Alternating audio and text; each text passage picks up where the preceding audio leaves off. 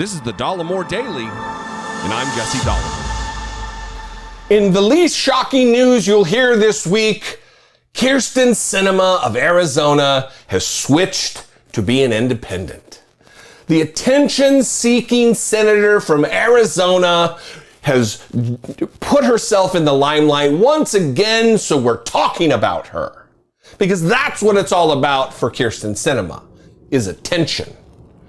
Not bettering the lives of Americans, not bettering the lives of Arizonans. Attention for her. Look at me!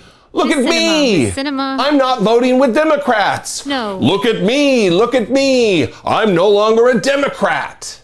Right when things went 51-49 in the Senate and her obstructive behavior was no longer as much of a threat, she puts herself back out there as, oh no, I'm still a threat to you. I'm still, because if I decide to caucus with Republicans, I'll let you know just how important I am. That's what this is about. She is a grifter. She is just a modicum different than Tulsi Gabbard. I got two clips here. She did an interview, sat down with Jake Tapper, J-Tap, as we like to call him on the podcast. And I'm gonna play two clips from it. And it is just really, if she could wear a neon sign with arrows pointing at her face, look at me, I'm important too. That's what she would have. Watch this first clip and we'll talk about it on the other side. You're here to make a significant announcement. I've registered as an Arizona independent. I know some people might be a little bit surprised by this, but Nobody is surprised by this. Kyrsten Sinema? Nobody. The clip will continue. actually, I think it makes a lot of sense. You know, a growing number of Arizonans and people like me just don't feel like we fit neatly into one party's box or the other. And so, like many across the state and the nation, I've decided to leave that partisan process and really just focus on the work that I think matters to Arizona and to our country, which is solving problems and getting things done. So your voting record is pretty capital D Democratic. I mean, your views are generally that of a moderate centrist Democrat. How does leaving the party change how you do your job? Well, I don't think anything will change about how I do my job. Arizonans sent me to the United States Senate to be an independent voice for our state, and I'll continue doing that.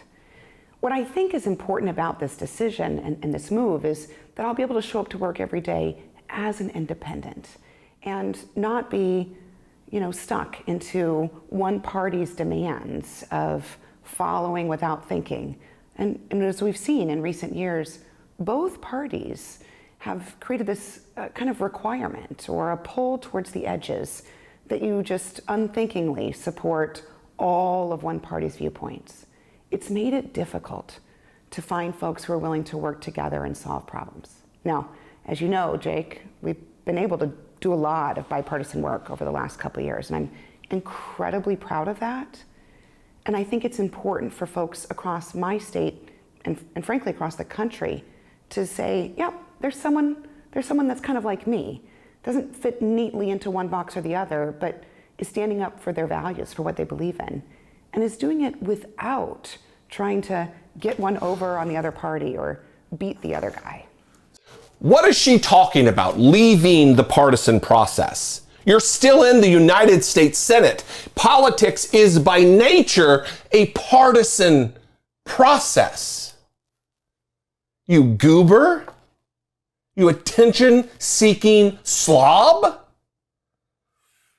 And now that you're not stuck into one party's demands of following without thinking, this isn't about following without thinking. This is about bettering the lives of Arizonans, specifically in your case for your constituency, but Americans in general. This is about protecting the civil rights of Black and brown Americans, of the poor, of LGBTQ individuals in our country. This is about protecting women's reproductive health care rights. But you want to make it about something different.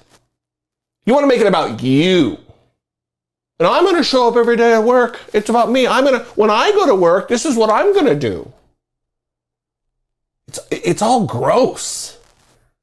And it doesn't get any better in this final minute that I'm going to play for you out of this 10 or so minute interview. Watch this. So let's talk about practically what this means, because you're the chair of at least 2 subcommittees. You're a member of a number of important committees, including Veterans Affairs. Does this mean that you're no longer going to be in those positions because you're no longer a Democrat and the Democrats control the Senate? Well, I intend to maintain my position on my committees and keep doing the work that I've been doing for Arizona. So I don't think that things will change in terms of how I operate or the work that I do in the United States Senate.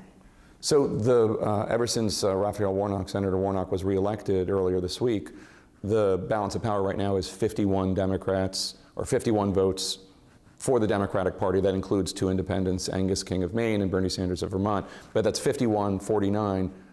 What you're doing today doesn't change that? It's still basically going to be 51-49? Well, I know you have to ask that question, Jake, but that's kind of a DC thing to worry about.